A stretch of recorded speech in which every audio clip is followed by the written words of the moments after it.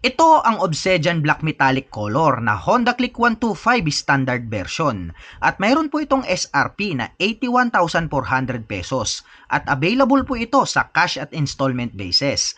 Ano nga ba ang mayroon sa scooter na ito? Ang kagandahan sa scooter na ito ay meron po itong aggressive na headlight at taillight design at matte black color naman po ang kanyang mag wheels sa harap at likod at ganun din po ang kulay ng kanyang integrated na grab bar. Naka fully digital meter panel display, may utility hook, mayroong malawak na footboard, naka-mechanical key along with seat opener ang kanyang ignition. At pagdating naman po sa kanyang braking system sa harapan, ito po ay naka-single rotor disc brake, habang naka-drum brake naman po dito sa likuran. May malawak na side pocket, mayroong integrated na USB charging port, at napakalambot at very comfortable ang kanyang upuan. At may seat height naman po itong 769mm at may ground clearance na 131mm na saktong-sakto naman po para sa mga Asian heights. At pagdating naman po sa kanyang mga suspension sa harapan, ito po ay equipped with traditional telescopic fork, habang naka-single shock absorber naman dito sa likuran. At pag-usapan naman po natin ang kanyang engine specifications, ito po ay mayroong 125 cubic centimeter engine displacement,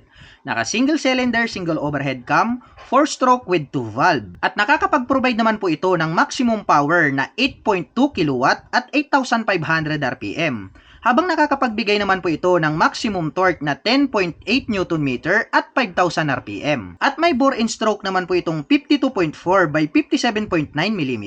At may fuel tank capacity naman po itong 5.5 liters at ang kanya naman pong fuel consumption ay umaabot ng 50.3 km per liter. Kaya talagang sobrang napakatipid. At pag-usapan naman po natin ang sukat ng kanyang mga gulong rito sa likuran, ito po ay mayroong 100 by 80-14. Habang mayroon naman po itong 90 by 80-14 sa harapan at ang lahat po ng ito ay naka-tubeless tires. At ang bigat po ng scooter na ito ay mayroong 112 kilograms at mayroon naman po itong 18 liters na underseat compartment. May park brake lock at mayroon din po itong side stand engine cut-off switch. At ang pinaka-the best sa scooter na ito ay equipped with liquid cooling system at ito po ay highly recommended na gamitin pang long rides. May sporty looks design na muffler at naka-combi brake naman po ang kanyang braking system. At para naman po sa mga nakapanood ng video na ito at interesado pong maglabas ng pinakabagong Honda Click 125 2024 version, mapa-cash man yan or installment, ay maaari nyo po akong i-message dito sa ating Facebook page at YouTube channel. At ilalagay ko na lang po ang aking contact number sa description box sa ibaba para po ako ay inyong matawagan at masagot lahat po ng inyong mga katanungan.